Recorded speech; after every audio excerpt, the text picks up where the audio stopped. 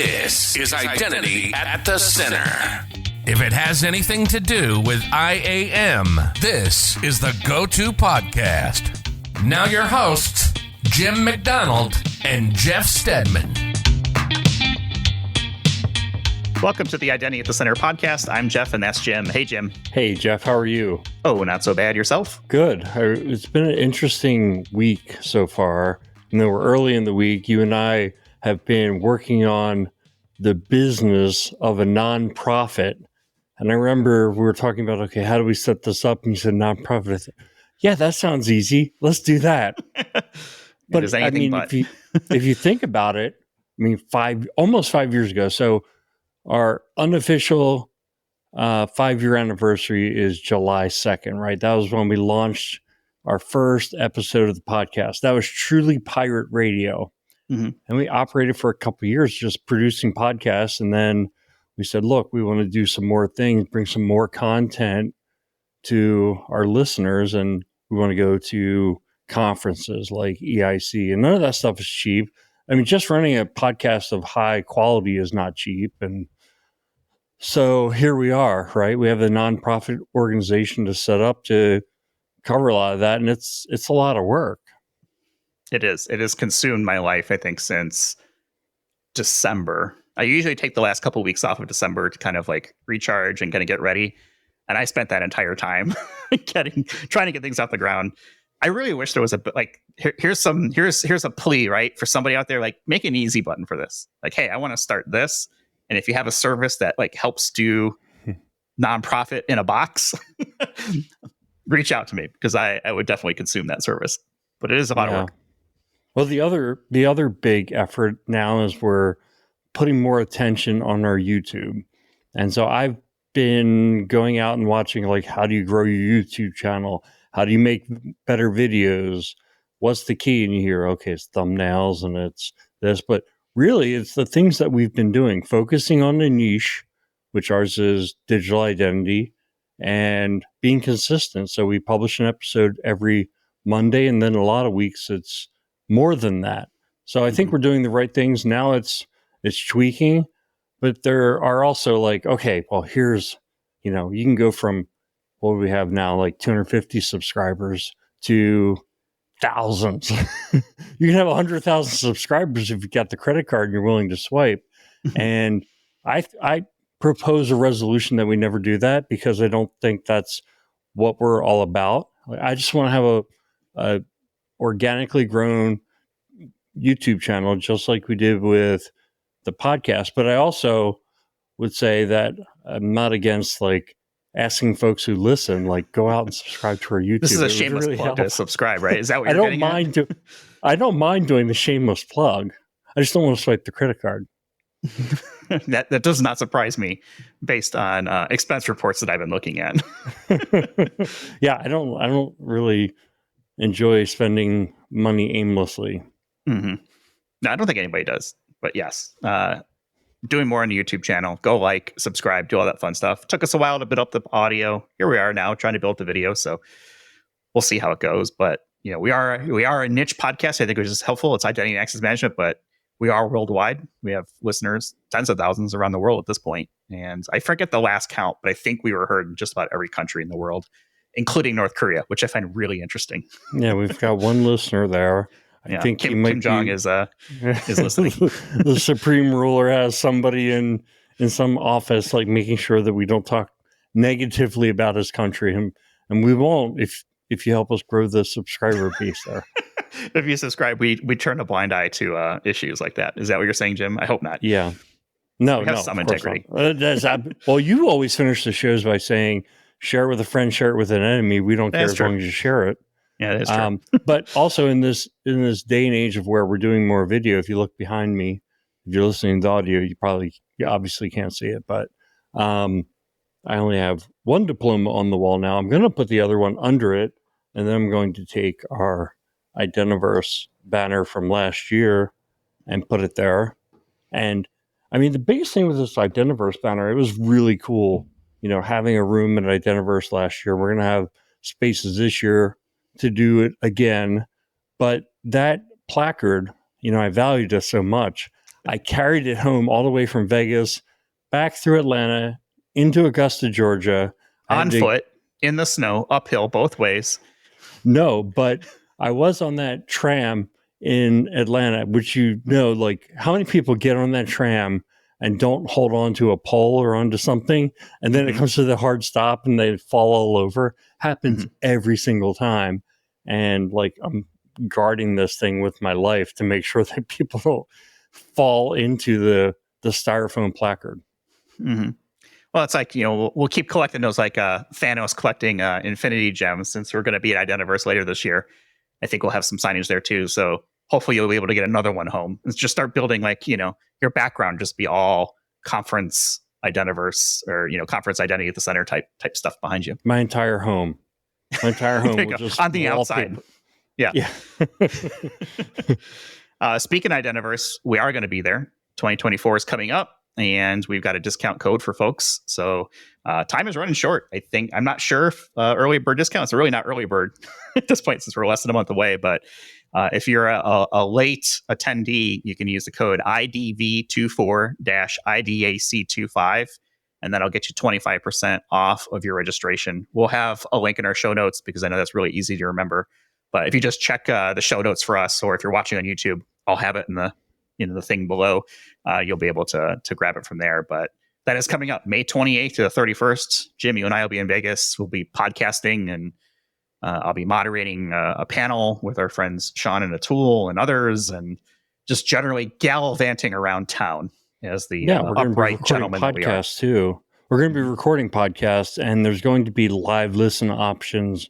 We have 2 locations we're going to be podcasting from. So I guess we haven't really talked about where we're going to publish those schedules, but I'm thinking on our website, idacpodcast.com, we can schedule, put out the schedule so people can either sit in the room with us, or there's another one, which I've been calling the fishbowl, because it's a room with like glass walls, and they're putting headphones outside of that fishbowl that people can listen to the conversation that's happening inside. You know what I thought how you just created more work for me to update the website with a new schedule and apparently a new page, and keeping it updated in case things change throughout the week, which they will. So thank you for that. How about you do it on LinkedIn or Twitter or something like that instead? Well, I'll definitely do that. I'll commit to doing that. But here's the thought I was having is, we're going to be in this fishbowl with the headphones. Is there going to be some sanitary wipes to, like, because I don't want to put headphones on that may have been used by several people before me. I'm sorry. I don't want to. That's why I bring my own monitors. So I'll just use those. Okay. Well, everyone else will have to use those. So yeah, the filthy, unwashed peasants around us watching. Yeah, that's not the only conference we have coming up, right? We've got the a discount code for folks who are going to be going right to the European Identity and Cloud Conference, EIC, in Berlin, which is the week after Identiverse, June 4th through 7th in Berlin. Discount code is EIC24, IDAC 25. Gets you 25% off. The link will be in the show notes, or you can go to coopercole.com and navigate your way there. But the discount code will work the same either way. And then Identity Week. We'll be at Identity Week America in Washington, D.C., September 11th and 12th. There's also one in Europe, June 11th through 12th in Amsterdam. And Asia, Identity Week Asia, is in Singapore, October 22nd and 23rd. Discount code IDAC30, which will give you 30% off. It's a nice round number. You're getting better at reading these off. I'm getting better. Impressive. I'm getting better. The first time I tried, I was like reading it word for word, and I was like, no, never doing that again. I'm trying to read off like a super long URL. Mm-hmm. That's a real bad idea. My favorite is when you gave the wrong code for the wrong conference. And I was just sitting here like, nope, that's not right. Hey, you always said we can call a timeout, and we can. Yeah, we can always do it. No, we'll do it live. We'll figure it out. What else do we want to talk about before we introduce our guest? Well, I think we should introduce our guest, because we've been going for quite a while now. Yeah, let's get to it. Patrick Harding, he's a chief product architect at Ping Identity. Welcome to Identity at the Center, Patrick. Thank you, guys. Appreciate it. Thanks. Yeah, thanks for taking the time. Let's start with a little bit about your background. How did you get into the IAM industry? Is it something that you chose or did it choose you? A little bit of both. I used to be, way back in the day, a enterprise security architect at Fidelity Investments in Boston. And I was doing security, pen testing, firewalls, things like that, back actually before it was called cyber. So we're going to talk today a little bit about artificial intelligence. I know it's kind of a fad. It's probably not going to stick around for a while, but I'd like to talk about it a little more detail. One of the things that I find interesting is the definition of AI, because I feel like my definition has changed, within the last couple of years with, large language models and things like that, where it's not just kind of behind the scenes right now. We're using it to generate things, generative AI. We want to talk about, how AI is impacting identity space. But before we get there, how do you define AI today? Sure. So I think, we've been sort of doing and talking about machine learning. And I suppose many people might have called that or would have called that AI. But I think the term AI now is more associated with generative AI or Gen AI. We're thinking about the use of generative AI, basically. Jim, how does your definition of AI stand today? It's evolving. I thought you said to Patrick was degenerate AI. And I was like, oh, that's something I could get behind. It actually reminded me of the presentation that Andre Durant did last year at Identiverse. And he kind of showed the bad side of AI, how it could be used as a weapon. And I thought, that's a good term, degenerate AI. But, here's my holdup with AI really is that I feel like it has the potential to be a misused term where it's like, Tide laundry soap now with AI. So just like you throw it around too much, then what does it really mean? But I think, Patrick led us down the right path there.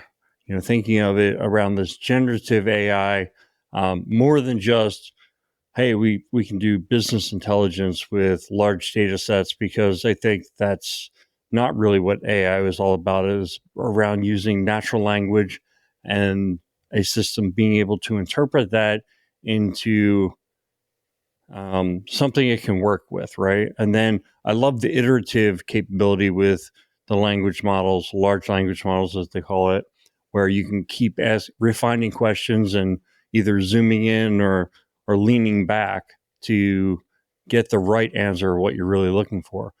But I also do think one of the things for me that that still surprised me about AI is that you could ask it something like a math question and it can get it absolutely wrong.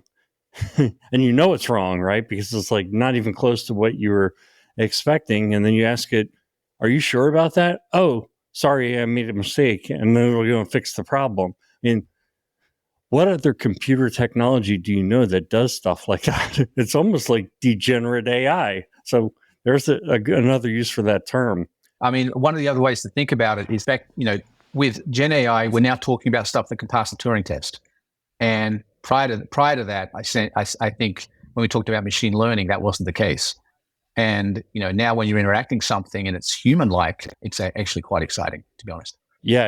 I mean, it's really cool. It's finally like a technology you could see putting inside a robot, and now it's like more humanizing of the whole experience. But one of the things you said yesterday, Patrick, as we were talking through and preparing for this call, was AI is going to be everywhere. And I was wondering if you could explain to us what you meant by that. Sure. So I just think that AI is going to emerge in, all products and services that we end up, leveraging. I think it's going to actually be fairly quickly adopted, whether it's into, things we drive, the services we're interacting with, everything. Yeah. And part of everything is how it's affecting the digital identity industry. I was wondering if you could expound a little bit on how you see AI fitting into the industry, the good and the bad. So the conversations we'd had and turned that into the keynote, funnily enough. Really, from an identity standpoint, the way we've been thinking about it, it sort of breaks down into two areas. One is to improve our products and identity capabilities in general, both for administrators and end users. Also, it's how AI can be used for bad, like dark AI, dark side of AI. And that's really, the realm of how AI can be used. Everybody knows and understands deepfakes, things like that, but also how AI can be used to perform other fraud, whether it's automating the generation of phishing emails using information that the AI can go and collect off the dark web or just off the web in general in ways that you can't imagine. No longer are you going to see emails from Nigerian fraudsters, basically, that misspells words and stuff like that. So again, I see it both for good, but it's going to be used for fraud too. Yeah, I mean, you're seeing that already, right? The phishing emails are becoming less obvious. Let's say that. I always shake my head, like the attacks are still social engineering and phishing. They're still 1 and 2. And I kind of feel like, on the social engineering side, the use of video and voiceover, that seems to be probably the most dangerous combination when it comes to AI for bad. An employee in Hong Kong was joined on Zoom by a deepfake video of their CFO and was basically talked into moving $25 million to a fraudulent account, basically. So it's extremely real. And a survey, I think that was released today or imminently, where over 50% of the respondents are very concerned about deepfakes right now. And so it's a very top of mind issue across the globe right now. So we definitely have to get on top of this. Yeah, absolutely. And Jeff, I mean, do you have any thoughts in this area about where you're seeing AI for either good or evil? Well, the best example was our show opener for April 1st, where I took AI voices and turned that into sort of how we open up the show. But sure, it's like anything else, right? AI is a tool. It will be used for good. It will be used for bad. Patrick, you mentioned the Hong Kong scenario. I mean, 25 million or whatever it was out the door because of a very heavily invested attack. That's not cheap to do, to get like a bunch of people deep faked on a Teams call and then have to target essentially one person. That seems to me like that was pretty targeted. I don't know what they wanted to do there. That took a lot of investment, but I mean, AI is everywhere now at this point. It's helping us write emails. It is helping us configure our security tools. It is, cleaning up voices. And now people are starting to use it to generate videos. So I'm still a glass half full person when it comes to it. But I think we do need to be careful about how it's used and to be able to identify the provenance of how some of these things are coming along. Is this really Jeff talking on the screen, and what you're hearing, or is it AI? How do you confirm that? Is there a way to kind of, make that authenticity known? So you're landing in that area. I completely agree, Jeff. It's just going to be a constant cat and mouse game, like it has been in security for 20 years. What we're going to actually, I think, have to actually change the way that we think about using certain channels of communication. Where traditionally we've had this implicit trust where the voice I'm listening to I recognize, therefore it must be Jeff or it must be Andre. The face or the face I see on the screen looks like Andre, so it's Andre, basically. We're going to have to start to get used to, I think, looking to establish explicit trust, but doing it out of band. So actually, if I'm on a voice call with Andre, sending me something out of band to say, hey, it's me, Andre, almost like that. We're seeing it a little bit in sort of, that to me is like peer-to-peer interactions. We're seeing it a little bit more in sort of business to consumer interactions to a certain extent, where, even though I'm talking to the bank still needs to confirm it's me. So they might ask me for voice authentication for some sort of other transaction. They might basically ask me for a PIN. Yeah, I think there's a lot of good points. And you think about the approach you just talked about there, it reminds me of multi-factor authentication. It's multi-factor. And realistically, just like with social engineering, just like with phishing, none of the safeguards we put in place are going to be catch-alls unless people are skeptical enough to ask themselves a question. Really, should I click on the link and type in my credentials and give this information? Should I do secondary checks? Should I be skeptical? And just think, a little bit of skepticism before sending 25 million, even though you had all the people on the phone. How about a text message to one of the people? How about a follow-up phone call? I don't think it doesn't necessarily need to be all the time, but it's recognizing on certain interactions, transactions, requests that maybe that's worthy of an outbound thing and exchange, essentially, to confirm. And it's that confirmation step that I think is important. But it's difficult. I mean, it's going to we're going to have to retrain people to not. No, we don't. We've tried to train people not to trust every email they see. We're going to have to train people not to trust every phone call, every video call, stuff like that they see too. So it's going to be challenging, which is why we need to set up sort of established processes where people get used to the notion of, confirming out of band that they're interacting with certain people and stuff like that. It's going to have to become second nature to them. Otherwise, they'll forget. Let's talk about AI governance, because I feel like the first time this topic came up was really around things like ChatGPT becoming available on the internet, and folks like us kind of discovering them and being able to start to query information. Then you start to think about, well, everything we're feeding into this becomes part of the model, right? And if we start putting proprietary information, either on purpose or by accident, proprietary information, it becomes part of the model. And so, that's where I first kind of became aware of where companies need to put together some kind of governance, some kind of policy. But I also see now AI is much bigger than just ChatGPT. We're implementing products that have AI kind of baked into them. We are maybe building products that have AI built into them. Maybe our end products that we sell to consumers have AI. So given all that, where do you see the AI governance? What's important, and who are kind of the folks that need to be involved when you think about a corporation? We ended up realizing that we already have data governance like policies in place. So we added some AI governance and then got everybody to sort of re-sign the data governance policies. That's grown a little bit because it's expanded beyond ChatGPT now, where we've asked people to basically let us know, what other services are you looking at using to understand what their terms and conditions look like for how they leverage, the data that we provide and share with them. So again, we're being very cautious and careful there.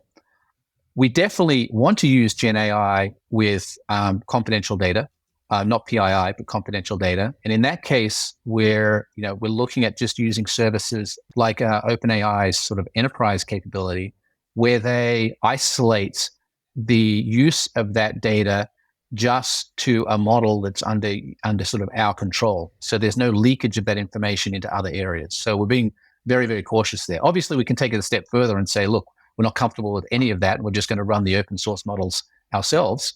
And that's something else we're evaluating too. Is that realistic? I mean, in your mind? Because I kind of expected the answer you just gave there, which is that, say you're building an identity management solution, leveraging one of the big AI tech platforms for your AI engine, and then kind of carving out some kind of tenant, if you will, for lack of a better term. But is it realistic to think that a company that specializes in one area of technology that's not AI could build enough robust AI? Or are you only looking at that because that's potentially the only solution? When you're talking about the use of, say, OpenAI, the GPT-4 APIs, for example, they're not. They're slow. They respond very, very slowly today. Obviously, likely that will improve over time, but they don't respond very quickly. That's okay if we're talking about sort of natural language processing queries and stuff like that, where people are comfortable waiting for that response to come back.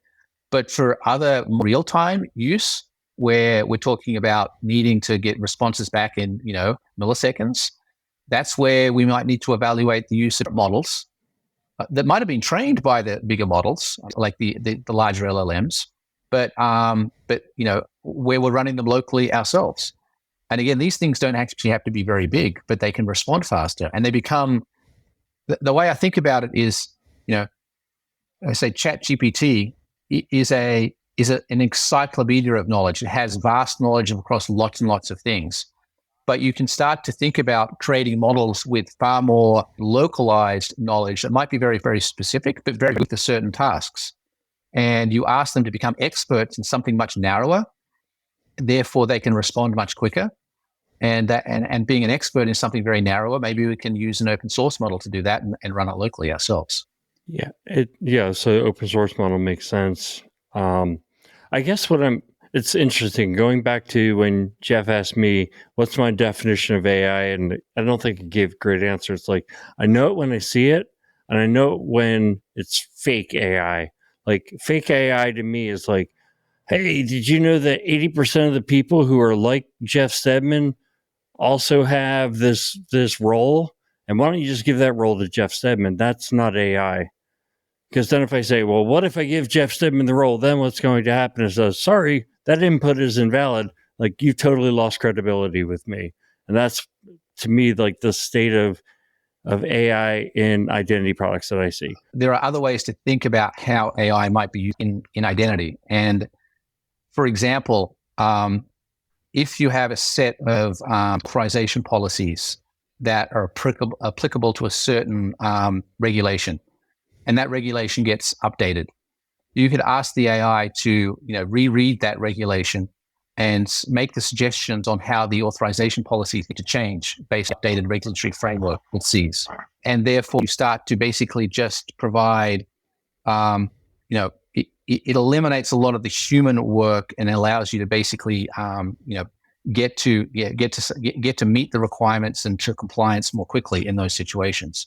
So I think it's very good at looking at these data sets, whether it's, regulatory framework, security policies, things like that, analyzing it and making recommendations, much like a business analyst might do, who has been asked to actually learn and understand these things as well. I think this whole topic of the idea of so for me, and here would be a great example of what an AI could do. If I could say, hey, tell me all the people who can place orders on this system. And it's like, okay, I don't know. And then you start asking it follow-up questions, or maybe giving it follow-up information to define what roles can place orders on those systems. Now it can tell you, okay, yeah, these people have these roles. And then you could say, all right, well, what else is included in those roles? Like, you could start actually getting meaningful information by having a conversation like with a AI interface. Now, here's where I was going with the walls need to be defined. What if I were to say, I'm going to use Ping for an example since that's your company. What if I were to say, okay, how many of my users have multi-factor authentication? So it's 80%. How does that compare to other Ping customers? Now, if it said 75% have 80% or more of their users with that, I don't think that violates any kind of non-confidentiality that you would have with your other customers, at least for my money.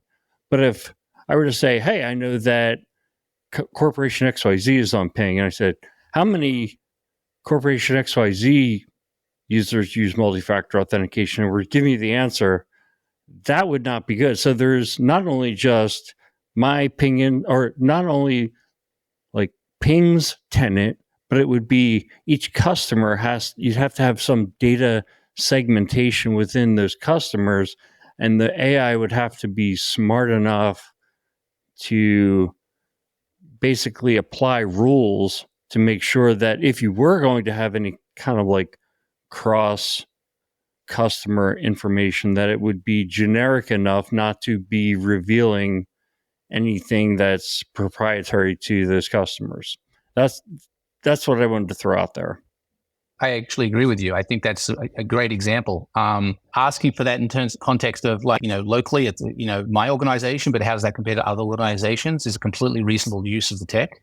The notion of having an assistant for access certifications or access reviews or an access review on someone to be able to query, all right, when was this person granted that access? Who granted it? What was the rationalization for it? How much have they used it in this period of time? Being able to sort of query and asking for that information to very quickly be able to reach a decision, I think would have huge utility, actually. We're talking about being able just to ask natural language queries that can be parsed and actually turned into, real questions you ask of the system. It becomes very much more of a interface that people can be comfortable with. Just, asking for information is going to help them make decisions in certain ways. What do you see as AI's destiny when it comes to the identity and access management space? And then what do you think is going to hold it back from achieving that destiny? One of the things that we've been thinking about here a little bit is recognizing that Gen AI is a little different to some of the other core capabilities we've been relying on to deliver identity services. Things like, compute and storage and CPU. I think it's going to look very different in 18 months and very different again in 3 years. So it's really like we're sort of like moving in a little bit to the unknown because we haven't necessarily thought about the art of the possible here based on where Gen AI might be in 18 months. So, realistically, could we be talking about having authentication and authorization services that really can just be queried and they recognize who you are and are able to essentially return a authorization decision based on who you are in the context of what you're going to try and do without necessarily having to write any rules? All right. Can the Gen AI be as smart as what a security admin might be if he was to be given that query, or the person writing the security policies or the business analytics for the business application? Could the AI be smart enough to be able to respond here in real time? And the other thing is, we talk about the identity infrastructure sort of being Gen AI based. What does it look like for a bank ledger to now be basically, based on a Gen AI that's the bank ledger, or a CRM application interacting with an identity infrastructure? So it completely reshapes the way we think about, I think, how applications are actually going to interact with each other. The AIs become, they evolve, they become even smarter, and they become faster at responding, stuff like that. I'm very concerned about them becoming self-learning, like recursive self-learning, where they become smarter on their own sort of thing. Because that's, what was it? War Games circa 1985, that movie or something like that. How does this evolve, and how do we put some checks and balances in place, basically, as well? So again, I think this is going to happen over the next few years. I think the second half of this, what's going to hold it back? I think it is going to be people's natural aversion to significant change. And, it's a little like the late 2000s, early 2010s, where generally a lot of smaller businesses that were less risk averse were willing to adopt the cloud because they saw the cost benefit of doing that. And over time, as the cloud infrastructure basically, they put more security around it, more regulation around it, they got comfortable with it, you started to see larger enterprises taking advantage of it. I can see similar things evolving here in Gen AI as well.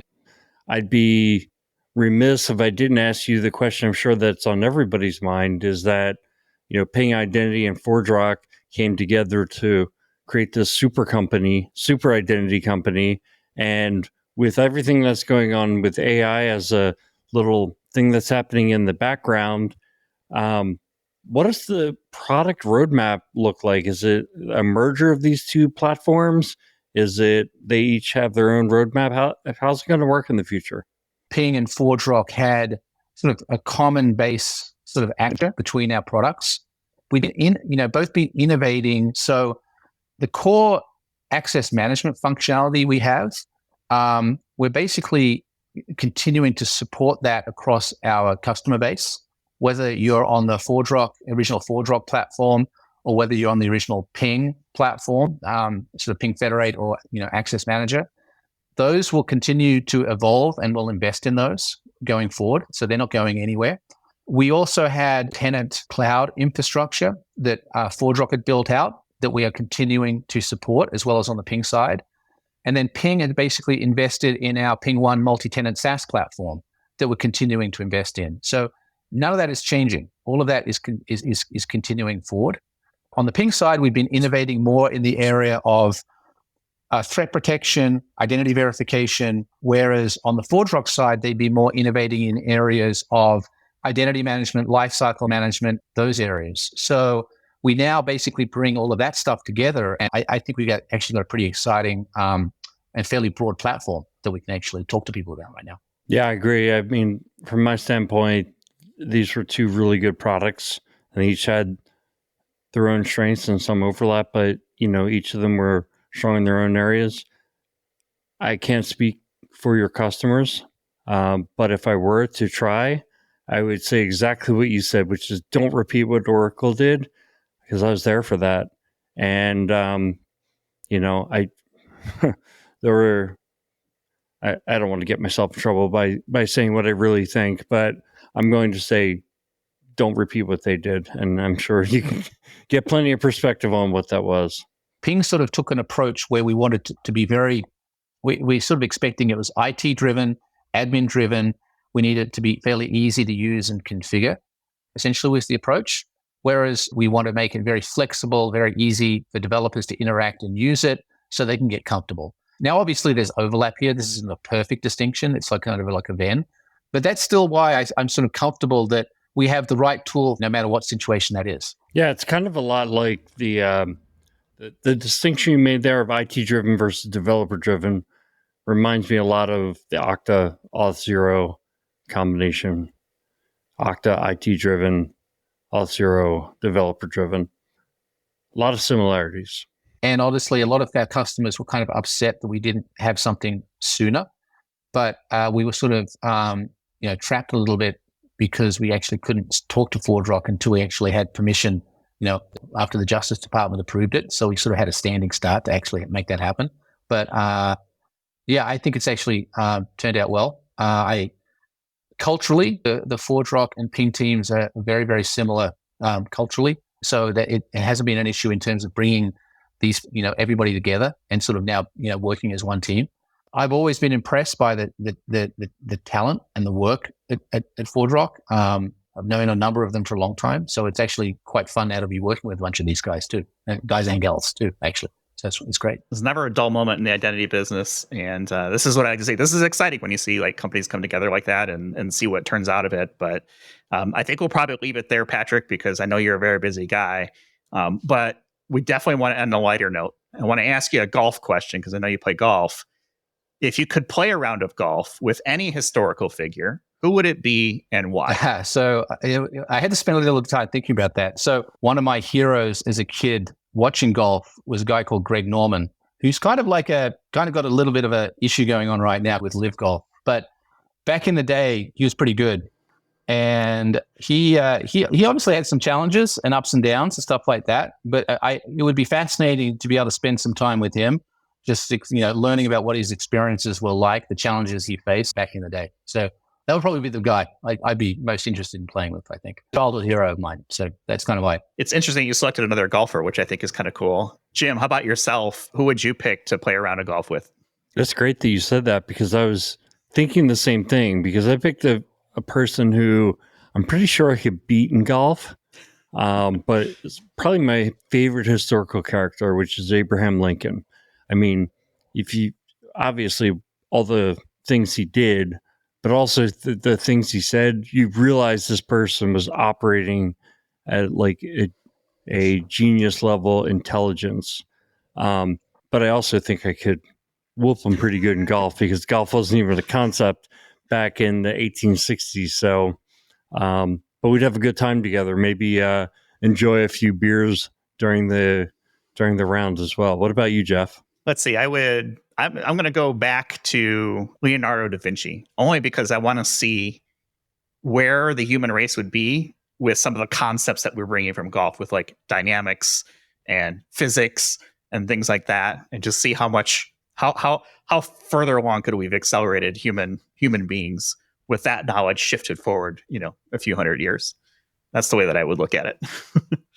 I think that's probably a good spot where we'll leave it for this week. Patrick, thank you so much for spending time with us today, and looking forward to conversations. Hopefully we'll see you at an upcoming conference.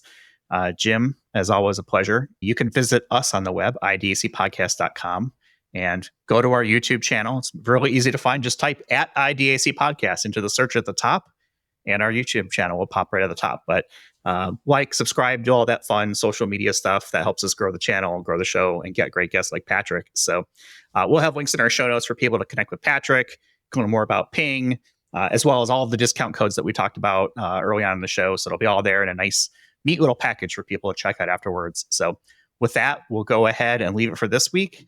Thanks, everyone, for listening, and we'll talk with everyone in the next one. You've been listening to Identity at the Center. We hope you've enjoyed the show.